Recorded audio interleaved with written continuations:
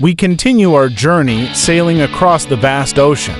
Our only pause is to replenish our fresh water supply, a necessity for our survival. As we navigate the waters, we come across a distant shore where signs of life become apparent. One fateful day, a bustling group of individuals catches our eye. They are gathered on the sandy beach, surrounded by a multitude of children. Their curious gazes fixate on our approaching vessel. I feel a yearning to make landfall, to engage with these strangers, but the boy by my side is gripped by fear, hesitant to venture closer.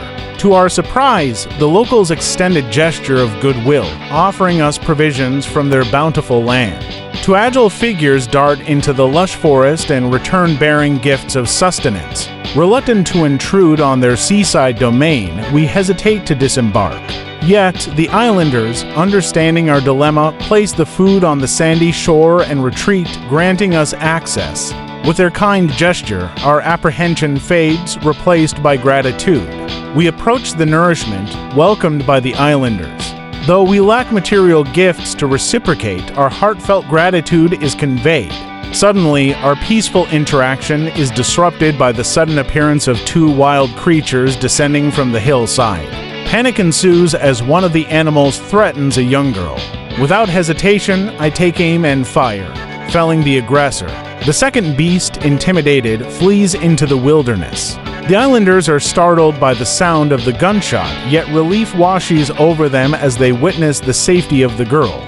Grateful for our intervention, they shower us with additional provisions and water, ensuring our voyage is well supplied. Continuing our maritime journey, we spot distant islands on the horizon, tempting us with their allure. However, our plans are interrupted by the boy's sudden outburst of fear at the sight of an approaching ship.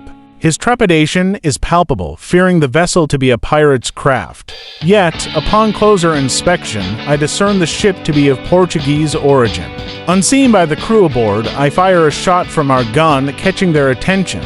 The crew, comprising of Portuguese, Spanish, and French speakers, welcome us aboard their vessel. Despite the language barrier, a kind-hearted Scottish sailor approaches me, eager to hear our tale. Moved by our story, the crew extends their hospitality, offering us refuge on their ship. In a gesture of goodwill, we offer our own vessel to the captain, who graciously declines, opting to purchase it instead. I agree to the transaction, setting a price well below market value. The captain accepts, displaying his generosity. Furthermore, the captain expresses a desire to mentor the boy as a sailor, a proposal that gives me pause. Concerned for the boy's youth and freedom, I hesitate. Yet, the captain assures me of the benefits this opportunity holds for the boy's future. The boy wants to work for the captain, so the boy starts to be a sailor. The ship is on the way to Brazil. We come to Brazil after 20 days. I say goodbye to the boy and the sailors. Brazil is a new state in South America. Many people start a new life here. It is the same for me. I know nobody here. I meet some people. They have sugar plantations. Soon, we are good friends. I like Brazil very much. Soon, I learn the language. I have some money from the captain. I buy a small land in Brazil. I start to produce sugar. I don't produce much at the beginning, but after 2 years, my plantation is big. I am single, but my life is good. My financial situation is better every month. After 3 years in Brazil, I have enough money. I can have a woman for cleaning my house. I ask my friends if they know a good woman. One friend says, I have a daughter. She is 18 years old. I think that she can work for you. She is also a very good cook. The next day, his daughter comes to my house. She is friendly, but she is shy.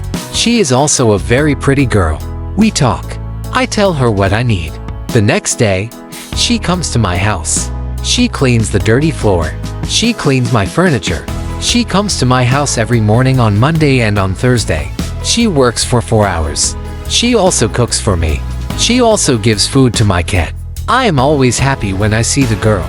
Sometimes we have breakfast or lunch together, and we talk. Then, she is ill. She can't come to my house. I feel a strange feeling when she is not in my house. I miss her. I think, maybe, I love her. 1 week later, she comes to my house. I am happy when I see her. I see that she is happy too. I hug her. Then I kiss her. It is a long kiss.